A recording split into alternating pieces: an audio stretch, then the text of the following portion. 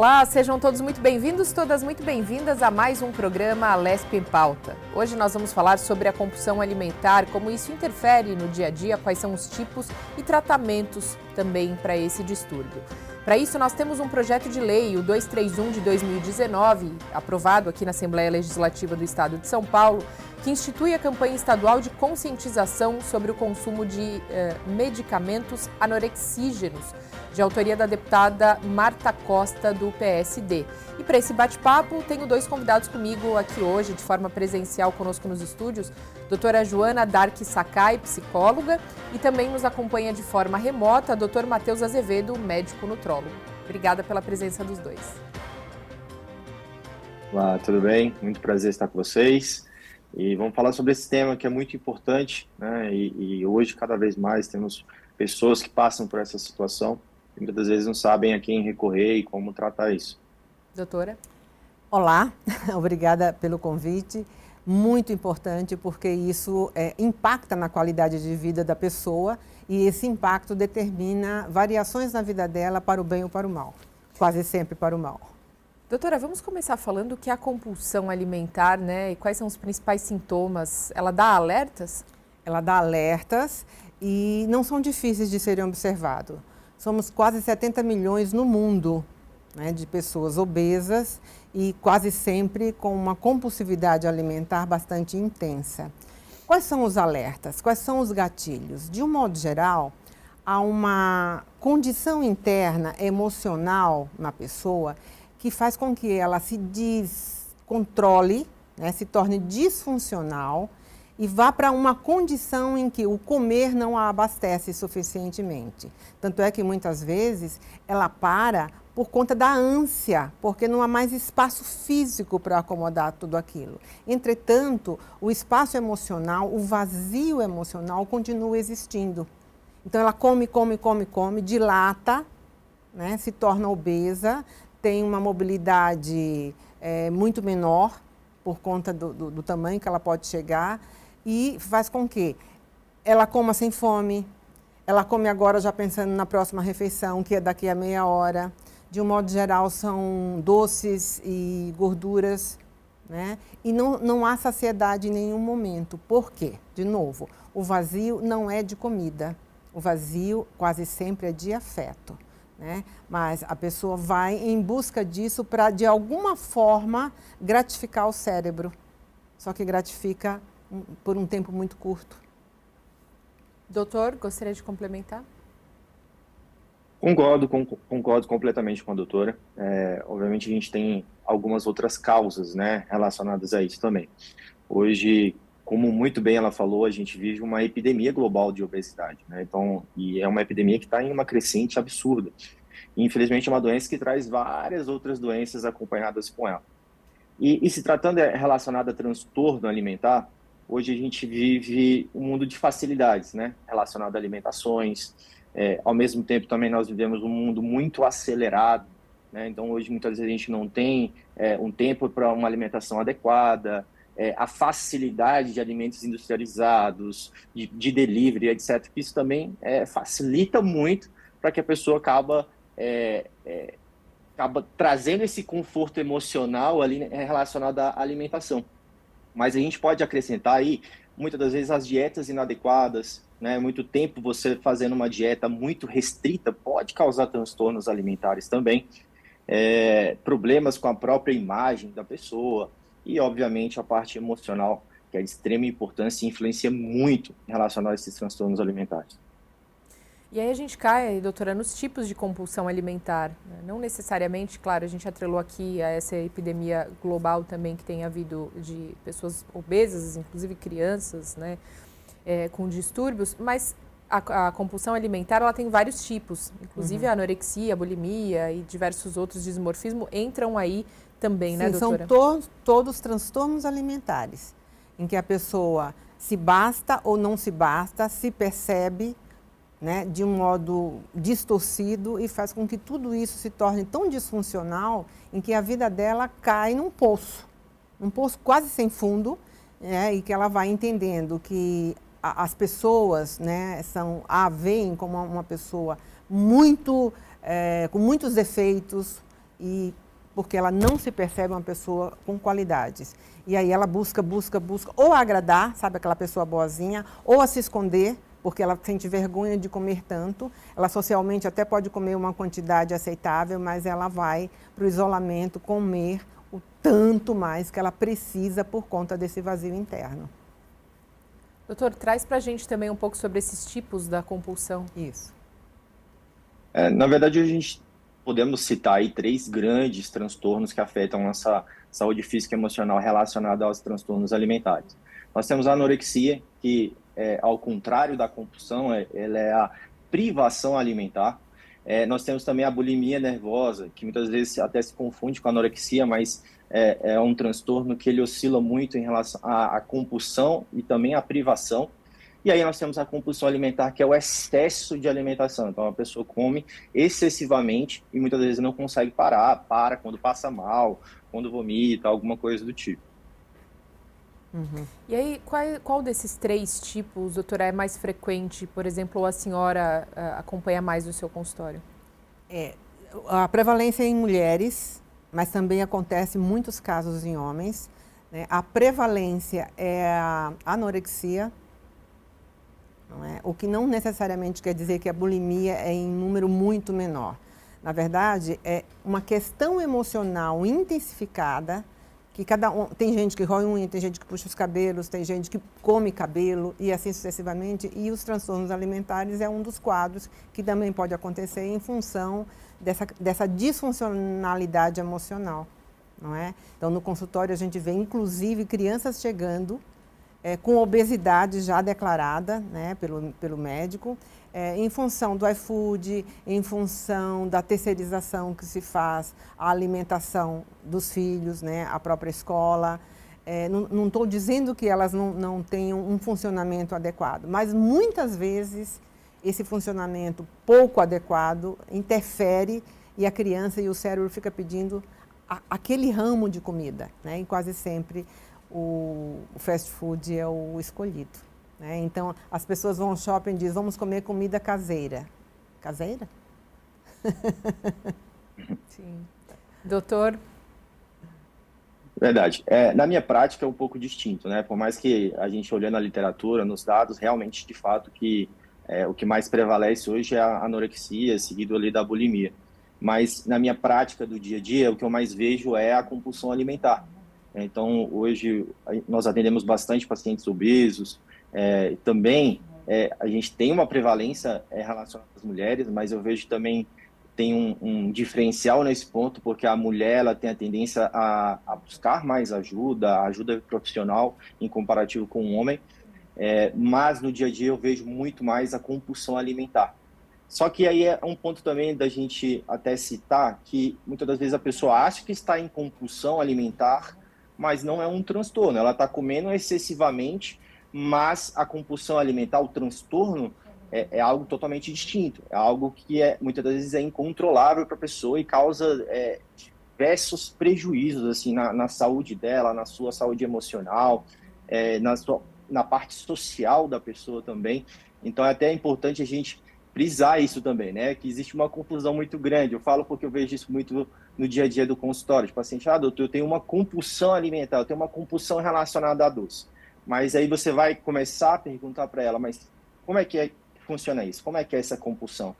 Eu como doce excessivamente. Não, é diferente. A compulsão alimentar é o que a gente citou inicialmente. A pessoa ela começa a comer descontroladamente. E muitas vezes ela vomita, ela não consegue parar. E é isso que funciona a compulsão alimentar. Para uma pessoa chegar à compulsão alimentar é porque ela já tem um transtorno de ansiedade bastante instalado, de modo que ela não consegue ter controle sobre si, e aí a comida acaba sendo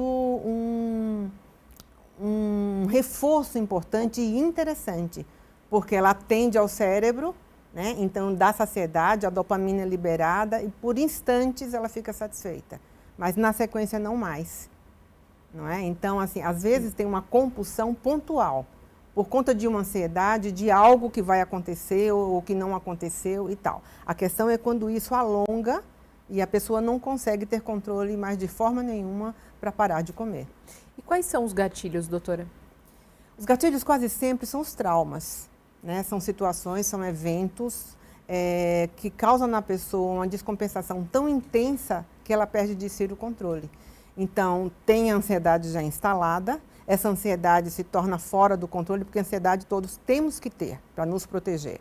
Então, se torna fora do controle, ela não tendo controle, passa para o medo, que passa para o pânico, que passa até para uma obesidade mórbida e até suicídio. Doutor? E vira um ciclo também, né, doutora? Concordo completamente, porque a partir do momento que a pessoa ela entra nesse ciclo de alimentação inadequada, alimentação excessiva, consequentemente, esse tipo de alimentos, muitas das vezes a pessoa ela vai procurar por alimentos que trazem conforto naquele momento, que aumentem aquela sensação de prazer, que é açúcar, alimentos industrializados. Então, isso se torna um ciclo, porque esse tipo de alimentos também vai fazer com que a pessoa sempre queira mais e também vai desencadear a depressão, vai desencadear um aumento de ansiedade, vai também, com a parte da obesidade, vai deixar a pessoa menos ativa, mais sonolenta, vai evitar atividades físicas. Então, eu vejo que a partir do momento que a pessoa começa a entrar nisso aí, ela fica nesse ciclo que é muito difícil, sem uma ajuda profissional, ela sair. Verdade. Falando em ajuda profissional, geralmente é necessário um tratamento multidisciplinar, doutora? Multidisciplinar. O médico, o nutricionista, o médico nutrólogo, o educador físico e o psicólogo, né? O psicólogo, para poder entender, levar a pessoa ao entendimento, através do autoconhecimento, o que a faz necessitar deste escape, dessa válvula de escape, né? Uma vez que a pessoa, o paciente, entende, junto com ele, as causas que mobilizam essa sintomatologia, essas causas são trabalhadas, não porque elas se desapareçam, porque não é assim. É para ela entender e ela se amoldar a essa condição. Não quer dizer se acomodar, quer dizer entender e viver com aquilo, mas viver com aquilo de modo saudável, né? Por exemplo, falar de um luto. A pessoa que morreu não vai voltar, né? Mas poder assimilar essa condição do enlutado é muito importante para poder ele engatar primeiro e seguir. Doutor, dentro desse tratamento multidisciplinar, muitas vezes são necessários remédios também? Sim. Muitas das vezes é necessário, sim. É igual muito bem ela falou, a gente, em casos como esse, a gente precisa, de fato, de uma equipe multidisciplinar. Então, entra um médico, entra um nutricionista, entra um psicólogo, entra um educador físico, para que a gente faça esse tratamento em conjunto, né? Cada uma na sua área, mas sempre trabalhando em conjunto para que a gente consiga um objetivo de tratar esse paciente possa passar por essa situação em específico. Se tratando da minha área como médico, e muitas vezes a gente precisa de fato de uma medicação, né? Muitas vezes a gente precisa de uma medicação para o controle da ansiedade, temos que avaliar como é que está o sono dessa pessoa, como é que está a parte hormonal dessa pessoa, como é que está a parte metabólica dessa pessoa. Então a gente tem que avaliar o corpo dela como um todo, né? A sua saúde como um todo, porque tudo vai afetar, né? Eu acredito muito nisso, que tudo está interligado. A saúde emocional, a saúde física, como ela lida com essas situações adversas na vida dela. E a partir daí, voltando para a parte de compulsão alimentar, existem medicações específicas que a gente pode tratar isso. Algumas medicações é para tratar a ansiedade, outras medicações é para tratar a depressão, outras medicações são anorexígenas mesmo, para tratar a parte do transtorno alimentar. Então, cada caso é um caso, a gente tem que tratar isso de uma forma individualizada. Por isso que eu vejo a importância muito grande mesmo de uma equipe multidisciplinar ali, trazendo essa segurança para o paciente e direcionando para o melhor tratamento.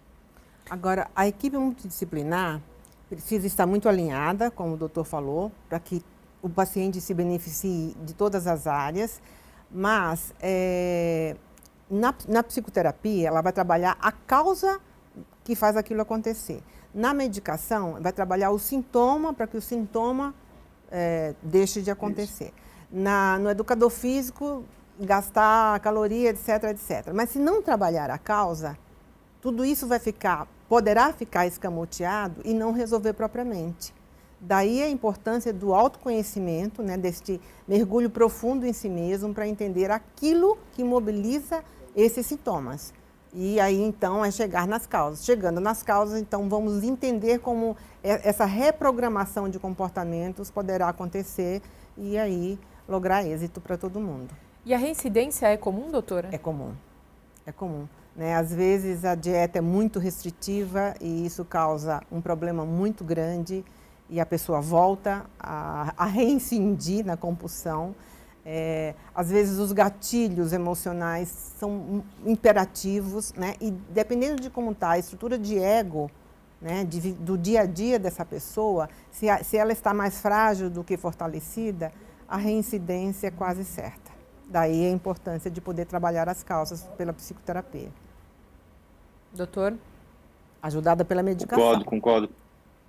Concordo completamente, porque a medicação, na verdade, ela não vai curar, né? Então ela vai ter um controle desses sintomas que estão aflorados ali naquele momento, de o apetite excessivo e alguma coisa do tipo, ou a ansiedade excessiva, a depressão. Então as medicações ela vem como um auxílio, mas a cura mesmo ela vem a partir do momento dessa parte comportamental, dessa parte emocional.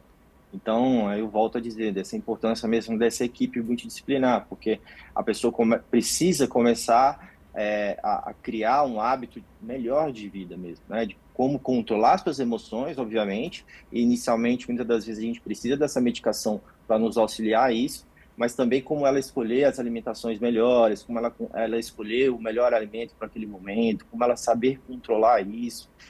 Na atividade física, que é algo fundamental, né? Por mais que seja clichê a gente sempre falar, e o médico sempre falar sobre a atividade física, mas ela é fundamental até para o controle de ansiedade, o controle de outros transtornos emocionais que essa pessoa pode estar passando naquele momento. E a atividade física ela é fundamental para nos auxiliar nesse controle também. E, obviamente, também para tratar também a questão da obesidade, do sobrepeso que essa pessoa pode estar passando com esse transtorno alimentar. E não acontece necessariamente só em adultos, né? Desde criança a gente já observa crianças que têm um desejo muito maior, uma avidez por comer, uma gula, enfim. E tudo isso está sendo ofertado, e o cérebro vai entendendo que é daquele jeito que é o viver. Aí chega na idade adulta, obesa, né? A cada 5 crianças obesas, 4 chegam à idade adulta obesa. Né? A cada 10 adolescentes, 8 chegam à idade adulta obesos. Então, é um olhar que a gente precisa ter desde muito cedo. E, de um modo geral, o indivíduo que é compulsivo se esconde, ele fica envergonhado, ele fica na culpa por ter comido demais, por não ter conseguido se controlar. Então, o isolamento social é uma carga na vida dele que ele cumpre cotidianamente e, consequentemente, se perde. E aí, quando a senhora fala da criança ou do adolescente, a criança tem muito aquela questão cultural, né? De que a criança está se alimentando, ou seja, está com apetite, está com fome. Pelo menos existia esse estereótipo de que era uma criança saudável. Isso, né? É um tourinho. Exatamente. E, quer dizer, isso nem sempre é um indicativo saudável. De saudabilidade. Deve ser também, muitas vezes, um alerta para esses pais. Exatamente, um alerta para esses pais, um alerta para os professores, um alerta para as pessoas que estão envolvidas com essas crianças, para poder fazer uma leitura mais apurada do que vem a ser isso. Nossa, mas tem criança que repete 3 vezes. Né? Tem criança que janta na escola às 5h30, 18 horas e janta em casa às 20 horas. Quer dizer, tudo bem, aqui foi muito cedo, né? Mas o que se oferece às 20 horas? É só para ficar com a gente. Então, mas como é que é? Como é que se dá essa dinâmica? Então, ele está, na verdade, querendo ficar com você. Né? Se abastecer do seu afeto, do seu amor, da sua atenção, daquilo que ele não pôde ter o dia inteiro. Porque quando a criança acorda, nós, enquanto pais, enchemos o pote de afeto dela para o dia todo. Enchemos mesmo, com um café gostoso, com a roupinha limpa, o uniforme, com amor, com eu te amo. Aí a criança vai para a escola. Ao longo do dia que ela fica sem nos ver, por mais que ela tenha outras pessoas afetivas com ela, aquele pote vai diminuindo. Né? Então, querer ficar com os pais e até alongar o período de dormir também é um problema. Porque ele pode entender que para ficar com os pais ele tem que passar por cima da própria necessidade de sono que o corpo está clamando.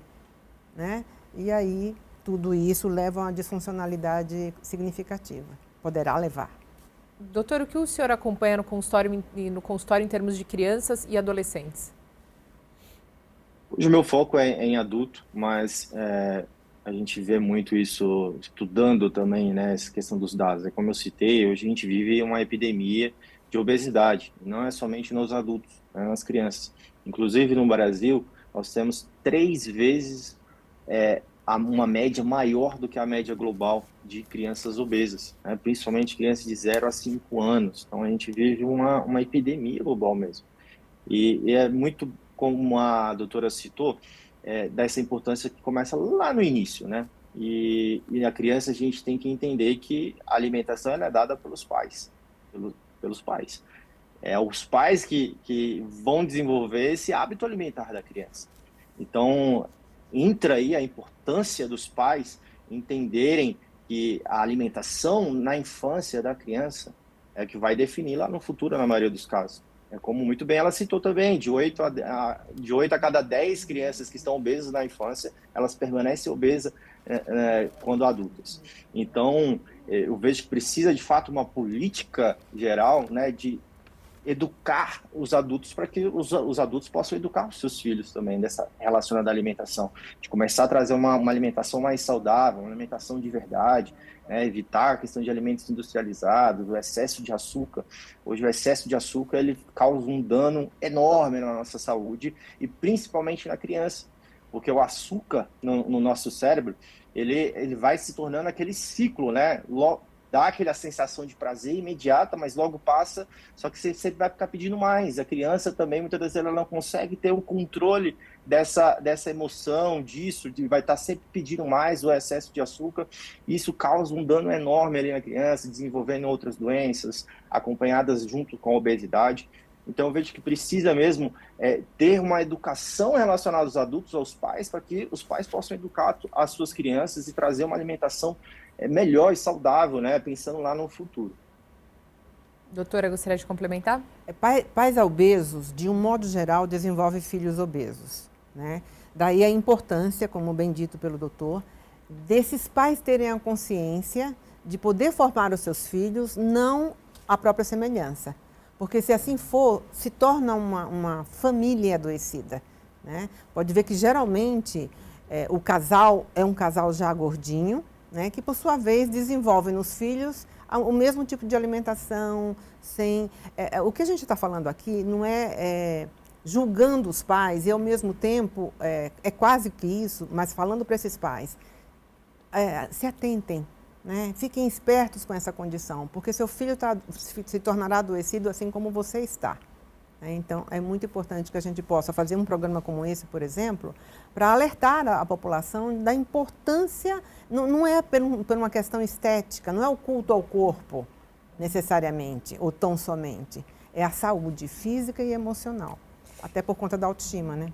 E daí vem a necessidade da mudança de hábitos alimentares, muitas vezes em casa, porque para tratar esse adolescente, ou para tratar essa criança, ou para tratar esse adulto, deve existir uma rede de apoio, né? Então, seja do companheiro, da companheira, ou dos pais, ou dos tutores, né? Da escola. Da escola. Como que funciona toda essa conscientização em rede, doutora? Pois é. É um trabalho árduo, é um trabalho complexo, é um trabalho que demora, porque é uma rede, o que não quer dizer que um é multiplicador para os demais, não é? E quando não é bastante atrapalhador.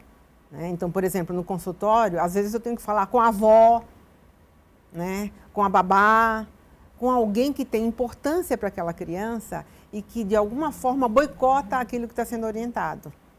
A vovós, acontece isso com muita frequência. Né? Não, mas foi só essa vez, não, mas não é. Não é? E aí desagiliza a orientação, aquilo que o cérebro já está entendendo que vai se tornar um hábito. Mas aí passa o fim de semana, passa a visita, passa isso ou aquilo. Isso acontece quase sempre também, ou mais, com um casal separado. Doutor? Verdade, de tentar agradar a criança naquele momento, ou muitas das vezes a criança está fazendo aquela situação, não, como é que seu doce, como é que seu chocolate, e pode estar gerando essas situações.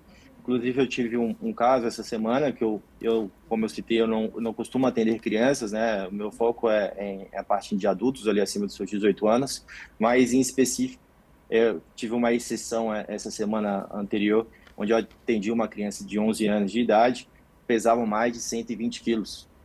E isso é tão recorrente quanto, né? A gente vê, eu tenho alguns colegas médicos aí que trabalham na área de emagrecimento também, que atendem crianças e a gente conversando, né? Que eu fui citar um pouco sobre esse caso, para a gente fazer algumas atualizações e ter uma conversa relacionada a como manejar casos como esse. E ele falou assim, Matheus, isso é muito recorrente. Eu vejo isso diariamente. E aí entra, né? Igual a doutora citou, esse exemplo. O pai já é meu paciente, já está numa fase de emagrecimento muito legal, está num processo de emagrecimento, mas ele tem um longo histórico de obesidade. A mãe também com um histórico de obesidade, se tornou minha paciente agora também. E ele falou assim, olha, Matheus, eu não quero que meu filho passe o que eu passei. Eu sofri muito na infância, eu sofri muito na adolescência e muitas vezes eu não tenho controle relacionado à alimentação. E eu perdi o controle também, né? Tanto que a criança está ali com 120 quilos. E aí você vai começar a investigar, aí a criança ela não pratica nenhum tipo de atividade física, o excesso de alimentos inadequados em casa, o acesso a esse tipo de alimento em casa prejudica muito a criança. A criança ela não vai saber controlar. Então, é um trabalho difícil, é um trabalho árduo. Eu costumo falar que a obesidade ela é uma doença muito difícil de ser tratada, muito complexa. É uma doença que também não tem cura, tá? A obesidade ela não tem cura. A gente consegue entrar em uma remissão e um controle.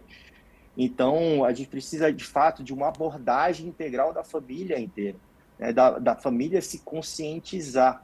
Muitas vezes é necessário mesmo, né, que o pai e a mãe, se eles estiverem juntos, comecem esse tratamento, esse projeto de acompanhamento logo cedo, a criança em conjunto, para que a gente evite e diminua esses dados de crianças obesas que a gente tem visto bastante hoje em dia. Eu tenho um exemplo que eu considero interessante e muito triste. A criança ficava dia sim, dia não, com uma avó e com outra avó. Enfim, as avós se rivalizavam para ver quem esse neto ia gostar mais, daqui ou dali.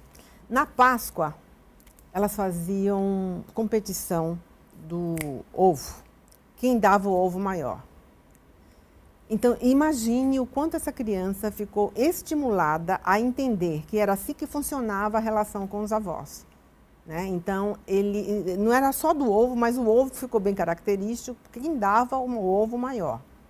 Né? Não era um ovo saudável, um ovo gostoso, era um ovo maior, porque o fato de ser grande ia dizer que eu te amo mais, enquanto avó. Né? E é muito sério, a rede de apoio apoia, mas também atrapalha. Verdade. Bem... Entra muito a questão do pai e mãe separado, né, doutora? Igual a senhora citou, de que muitas vezes o pai quer agradar, a mãe quer agradar, aí entra o avô, a avó e vira toda essa situação da criança se aproveitando ali também, esse tipo a facilidade de alimentos que trazem conforto, né? A gente sabe, né?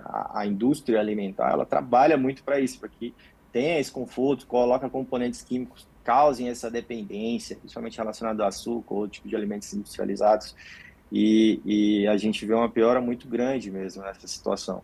E precisa, né, dessa rede de apoio, mas a rede de apoio pode funcionar para o bem, mas como a senhora citou, pode funcionar muito mal para essa parte ruim, né, de incentivar a criança a comer esse tipo de alimento.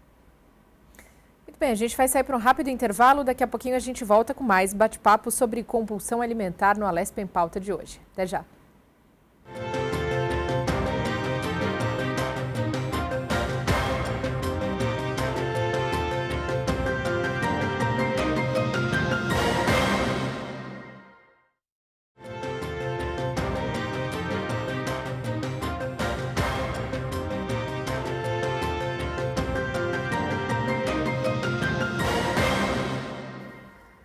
Olá, sejam todos muito bem-vindos, todas muito bem-vindas ao segundo bloco do Alesp em Pauta de hoje. Para você que está sintonizando agora, hoje estamos falando sobre compulsão alimentar e sobre esse assunto tenho dois especialistas me ajudando nesse bate-papo, doutora Joana Dark Sakai Ela que é psicóloga e também de forma remota conosco hoje, Dr. Matheus Azevedo, médico nutrólogo. Mais uma vez agradecer demais a presença de vocês. Obrigada. Prazer. Muito obrigado, é excelente estar com você. Nós é que agradecemos. No primeiro bloco, doutora, o doutor Matheus citava para a gente, né, o quanto muitas vezes a criança não sabe se controlar, né, o que vai comer, ou enfim, né, é normal, é inerente da criança ainda não ter esse time correto para algumas coisas, né? Mas isso pode acontecer com os adultos também, principalmente nessa fase pós-pandemia, ou muito mais agravado com a pandemia, e agora com o home office, que acaba se instalando, né, de vez aí na maior parte. A pandemia agravou. Ela detonou, mas ela não foi a promovedora da situação. Na verdade, a pessoa já traz algo dentro de si que não está bom e aí ela vai encontrando na comida uma compensação. Então, na pandemia, pelo fato de estar em casa, a geladeira está ao alcance, os horários serem mais flexíveis, o iFood, tudo isso possibilitou, e também o fato de se movimentar menos, tudo isso aumentou, né, a possibilidade de comer mais e de se exercitar menos.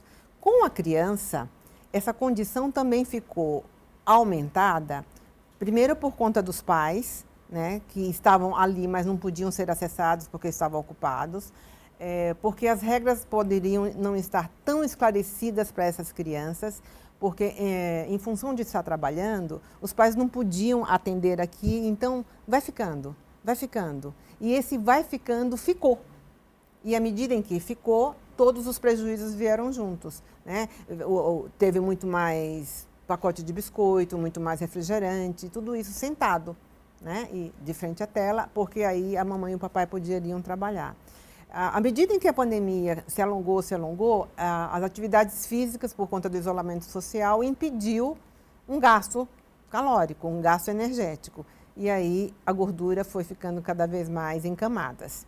Não é? Então, assim, as telas, ela é vilã, ela não é culpada. Né? Quem é culpado é como usa.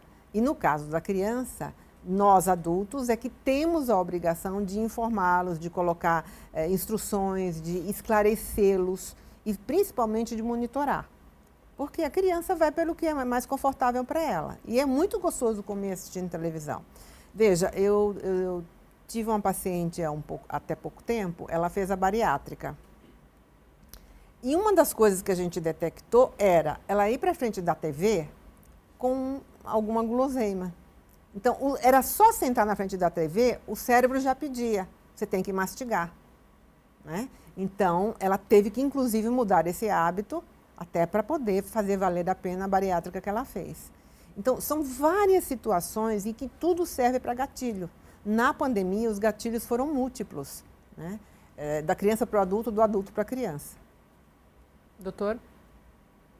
Concordo completamente. Ela citou muito bem essa questão que, na verdade, a pandemia ela aflorou e muito. Obviamente, tudo que a gente passou foi mais de 2 anos aí. Muitas pessoas reclusas, muitas pessoas migraram totalmente para o home office, outras pessoas perderam o emprego. Então, foram várias situações adversas que a gente passou nesse período que, com certeza, aflorou e potencializou isso, mas algo já existia naquela pessoa. Hábitos ruins já existiam. E eu pego isso todos os dias, né? Eu atendo esse paciente todos os dias. Poxa, doutor, depois da pandemia, nunca mais eu consegui retomar o meu peso. Depois da pandemia, tudo se descontrolou, tudo foi para a ladeira abaixo. Então, eu vejo isso, assim, diariamente relacionado à parte da pandemia. Mas eu vejo que também isso se potencializou. Então, algo já tinha ali naquela pessoa, né? Primeiro, o acesso a esse tipo de alimentos ruins, alimentos industrializados, o excesso de açúcar, o delivery excessivo, a falta de atividade física, né? Por tudo que a gente passou, com certeza isso potencializou muito esse aumento de transtornos e aumento de obesidade durante a pandemia. E aí entra também da família como um todo. É algo que eu gosto muito de atender, geralmente casais, assim, né? Começa o marido ou começa a esposa primeiro e depois eu sempre busco falar assim, olha, é muito importante que os dois façam esse tratamento em conjunto. Porque se está lá na sua casa, você iniciou um tratamento, você quer mudar teu estilo de vida, não adianta você ter ali alimentos ruins dentro da sua casa, excesso de açúcar, alimentos industrializados, a outra pessoa está pedindo pizza no final de semana, e você achar que você vai conseguir seguir o protocolo ali, o tratamento designado para você. Então, é muito importante, a partir do momento que a pessoa decida e veja que há necessidade de uma mudança de estilo de vida, entrar a família mesmo como um todo, né? Para que a gente tenha essa rede de apoio e que todos decidam essa mudança mesmo de estilo de vida. Agora, doutora, quando a gente fala de mudança de estilo de vida, ou a gente fala do home office, ou até mesmo da pandemia, tem uma questão muito importante que é a questão de rotina e regras. Né? O home office, ele dá uma certa bagunçada nisso, ou seja, as pessoas precisam, digamos, seguir regras, né? De uma forma muito mais rígida, até mesmo do que dentro de casa, do que se você pudesse sair, enfim, né? É muito mais fácil você se distrair, e não só aí com telas, mas principalmente com alimentos também, né? Então você está trabalhando ali, você não para de comer, você fica beliscando e você não se percebe por essa a própria rotina fora do contexto, né? Qual a dar importância? Limites, eu preciso ter limites, né? Então, para eu dizer à minha criança, aos meus filhos, a quem for, que é nesse horário, é esse item, isso e aquilo, de um modo explicado para que a criança possa saber o porquê da situação. Não é porque você é tirana e vai impondo que seja dessa forma. Tem um porquê, porque tem uma coerência. Então, para que eu diga que tem assim, eu tenho que dar o modelo, eu tenho que ser referencial. Então, para colocar limite no outro, eu tenho que tê-los em mim. Daí a importância da regra, da instrução, para que até o meu cérebro e o cérebro da criança tenham uma coordenação para se tornar um hábito. Porque o cérebro funciona em função disso. O que é hábito, o que é hábito, o que é hábito. Para ser hábito, a gente tem que seguir regras. Para ser hábito, a gente tem que ter limites, a gente tem que dar limites. Então, é muito importante que a criança vá acompanhando a nossa ação, não só a nossa palavra, para que ela se abasteça daquilo e siga. E aí o cérebro dela vai cobrar dela aquela ação que está sendo ensinada com coerência. Né? Daí a importância da regra, da instrução. Doutor, você percebe essa falta de rotina interferindo, por exemplo, na compulsão do que o senhor recebe no consultório? Completamente. Acho que é um dos fatores primordiais que causam isso. A falta de rotina, né? Uma falta de rotina de alimentação, uma falta de rotina de atividade física, uma falta de rotina de sono adequado, tudo isso vai influenciar. Então, muitas das vezes, a facilidade de você trabalhar no home, como você bem citou, existe dentro de casa, a gente tem muitas distrações e tem uma facilidade muito grande, né, de você ter acesso a esse tipo de alimentos que muitas vezes você não teria ali dentro do trabalho. Então, precisa, de fato, de uma disciplina maior. Aquela pessoa que trabalha em casa, no home office, delas ter uma disciplina maior em comparativo com quem trabalha fora de casa. Porque você precisa criar uma rotina saudável, né? Uma rotina de atividade física semanal, uma rotina de sono adequado, uma rotina de alimentação. E eu não falo daquela alimentação de 3 em 3 horas, mas uma alimentação mesmo que seja adequada para você, de acordo com a tua individualidade. E aí a gente define isso de acordo com a rotina da pessoa. Então, aí entra novamente a importância de um profissional para direcionar essa pessoa, né? Porque ela vai precisar criar uma rotina, ela criar um ambiente favorável para que ela consiga mudar o seu estilo de vida. Porque não adianta nada ela querer mudar o estilo de vida, mas lá dentro da casa dela continua com as mesmas alimentações que tinham anteriormente. Outras pessoas que estão ali alimentam da mesma forma que ela se alimentava anteriormente. Consequentemente, ela não vai conseguir seguir isso a longo prazo.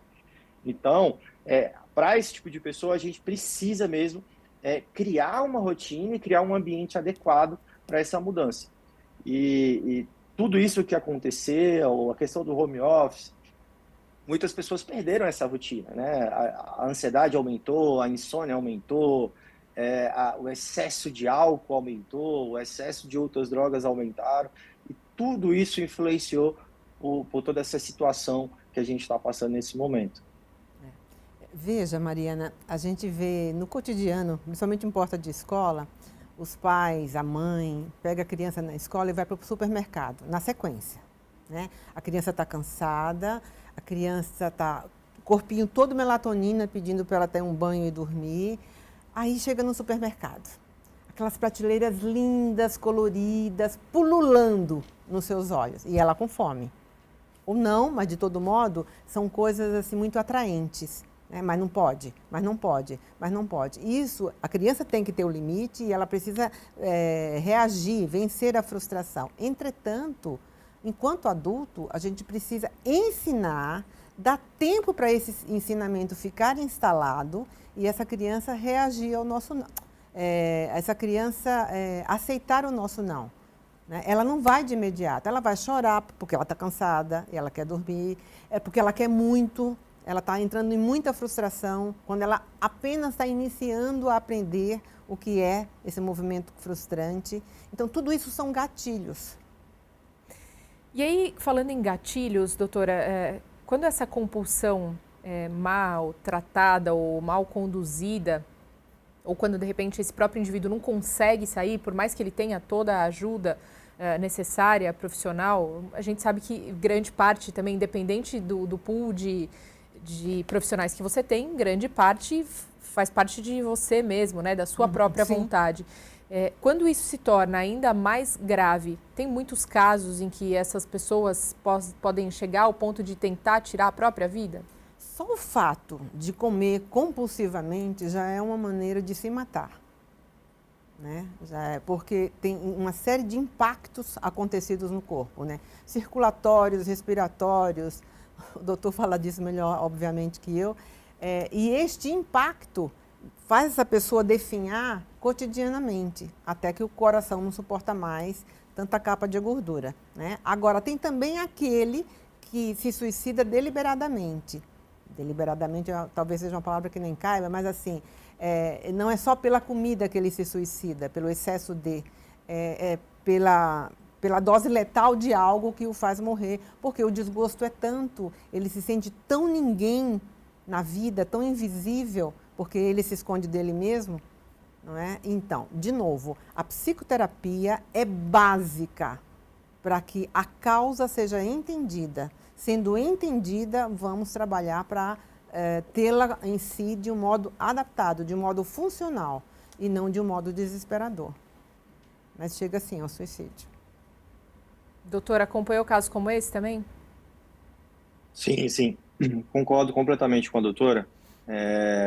Com certeza pode chegar, mas ela falou muito bem sobre isso, A pessoa que está passando por essa situação de compulsão alimentar, de obesidade, ela está se matando lentamente.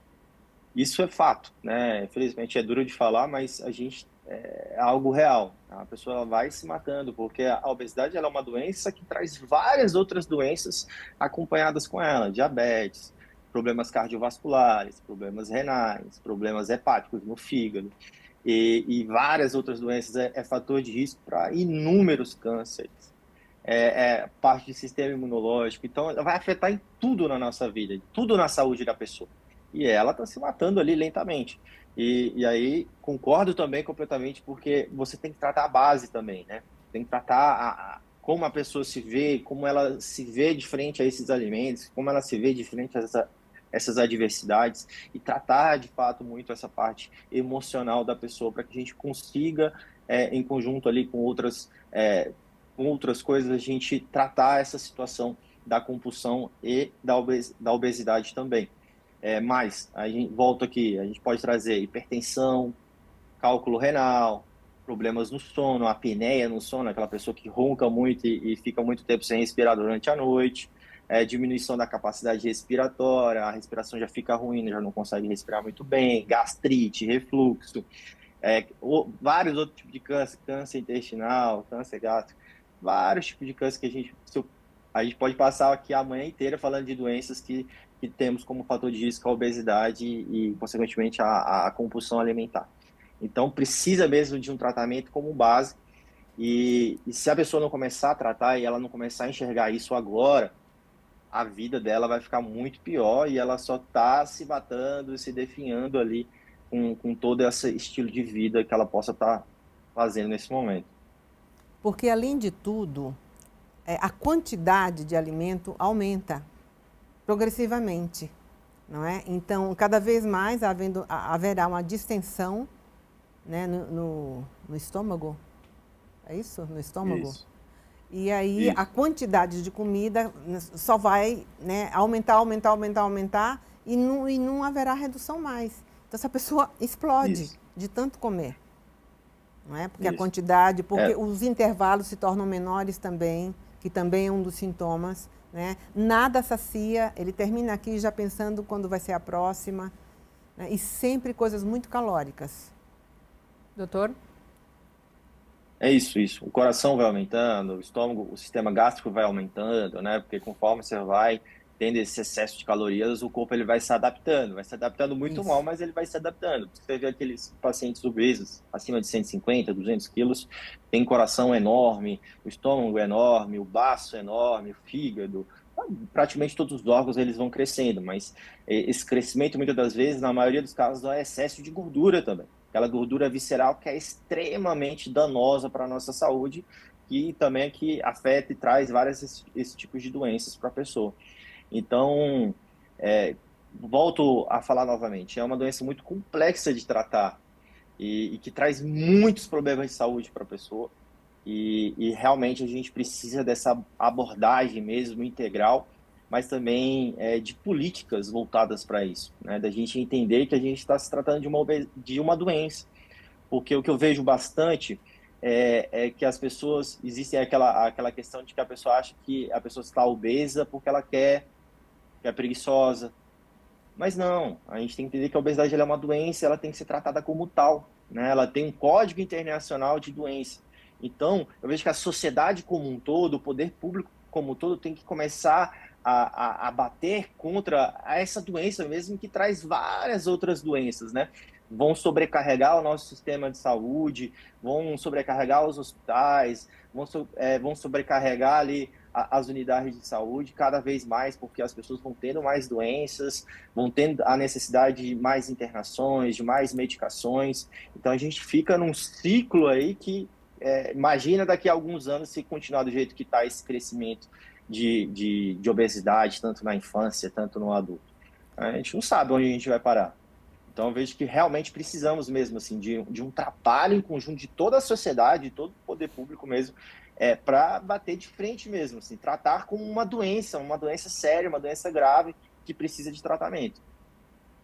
Às vezes acontece da família não ser obesa, mas ter um obeso, quer adulto, quer criança. De um modo geral, há muito conflito familiar, porque é entendido de que ele come porque ele não tem disciplina, porque ele é guloso, porque ele não quer deixar para ninguém. Ou seja, não vai sendo uma rede, uma teia colaboradora de compreensão, né? que o leve a um tratamento. Ao contrário, vai sendo de julgamentos. Né? E a pessoa pode agravar o processo depressivo, vindo a falecer por desgosto, por estar na vida sem estar na vida, né? Quem sou eu na fila do pão? Agora, doutora, quando a gente fala em políticas públicas, como o doutor Matheus trouxe para a gente, é muito importante, porque aqui a gente falou em diversos tratamentos multidisciplinares, né? A necessidade desse acompanhamento de diversos médicos. Mas quando a gente fala de uma parcela mais vulnerável da sociedade, nem sempre é possível ter esse acompanhamento na plenitude, ou todo esse acompanhamento, ou esse acompanhamento na intensidade, de repente, que ele seria necessário. Né? Então, às vezes, é muito importante realmente a gente voltar o olhar para o que o poder público pode ajudar e pode proporcionar para essas pessoas. É muito importante, inclusive, é muito oportuno, um outro programa que eu fiz aqui sobre obesidade infantil, o cuidado à merenda escolar. Não é? O cuidado no que se vende na cantina da escola, né? A orientação ao que os pais podem mandar de lanche para as crianças. Né? Tudo isso sempre condicionado a um aparelho técnico que possa instruir, para que não se vire, como muita gente diz, frescura. Doutor, hoje qual é o acompanhamento que o Sistema Único de Saúde proporciona para essas pessoas com compulsão alimentar? Tem essa questão do acompanhamento psicológico nos CAPs, por exemplo, ou psiquiátrico, mas em termos de realmente saudabilidade, consultas com nutrólogos, com nutricionistas, com médicos, com cardiologistas? Existe sim. médicos nutrólogos existem muito poucos, tá? É até importante a gente ressaltar sobre isso, porque seria interessante, de fato, começar a colocar profissionais especializados na área de nutrologia ali no sistema de saúde, mesmo voltado para a prevenção, né? Para mim, o fundamental é a prevenção. Você educar a pessoa lá no início, antes de que ela possa desenvolver situações como essa. Mas as pessoas que já estão passando por isso, hoje a gente no sistema, no estudo, a gente tem o médico endócrino, temos nutricionistas, temos psicólogos. Mas eu vejo que falta mesmo uma abordagem mais integral, mais enfática relacionada ao tratamento da obesidade. Obviamente a gente tem vários problemas, várias situações que nem vale a gente citar aqui, mas eu vejo que está faltando mesmo políticas voltadas para a obesidade, para o tratamento da obesidade. E, acima de tudo, políticas para prevenir a obesidade. Pessoas que já estão com sobrepeso ou que estão ali com discreto sobrepeso, para que a gente evite que essas pessoas possam vir a desenvolver a obesidade ali num tempo próximo, assim podemos dizer. Então, realmente, faltam médicos nutrólogos para tratar, por mais que existam outras especialidades, mas eu vejo que ainda falta mesmo um projeto mesmo destinado para a obesidade, para os pacientes obesos e para aquelas pessoas que também ali já começam a ter esse hábito de vida ruim e a gente conseguir prevenir. Porque você imagina o quanto a gente vai conseguir diminuir de sobrecarga no nosso sistema de saúde.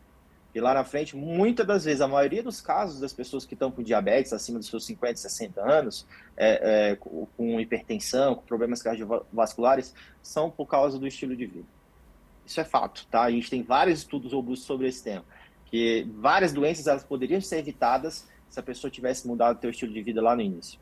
Obviamente que é muito mais complexo do que a gente só falar que só precisa mudar o seu estilo de vida. Não é só isso. A gente precisa realmente preparar uma política nacional, preparar um programa bem definido, com médicos especialistas, com uma equipe multidisciplinar voltada para isso, para que a gente possa causar a prevenção mesmo de doenças, e a prevenção principalmente da obesidade. Então, realmente, eu vejo que falta isso hoje em dia, tá? Falta mesmo médicos mais especializados nessa situação, programas voltados para isso, para que a gente consiga ter uma efetividade maior e começar a diminuir essa epidemia que só está crescendo hoje em dia. Infelizmente. Doutora? Bom, estilo de vida rege tudo, né? Os nossos gastos, o nosso consumo alimentar, a nossa qualidade de sono, a nossa qualidade de trabalho. Tudo isso tem a ver com o quanto nós somos cansados ou exaustos. Porque quando nós estamos cansados, a gente dorme, digamos que seja um sono reparador, a gente acorda bem. Quando a gente está exausto, a gente pode dormir, ter sono reparador, mas não acorda bem, porque a exaustão impacta no estilo de vida. Se não mudar o estilo de vida, fica tudo igual para todo sempre. Então, poder ter a consciência da importância de uma adequação do estilo de vida é básico para que a gente viva e viva com gozo. Bem, eu gostaria de agradecer demais a presença do Dr. Matheus, doutora Joana Dark, também no programa de hoje, todos os esclarecimentos. Obrigada a você, Mariana. Obrigada, doutor. Muito obrigado, Mariana. Obrigada, doutor Matheus. Vocês. Obrigado, doutora. Nós agradecemos mais uma vez todos vocês que estiveram nos acompanhando pela TV ou pela internet. E você já sabe, a gente se vê ao longo da programação da Rede Alesp. Até lá.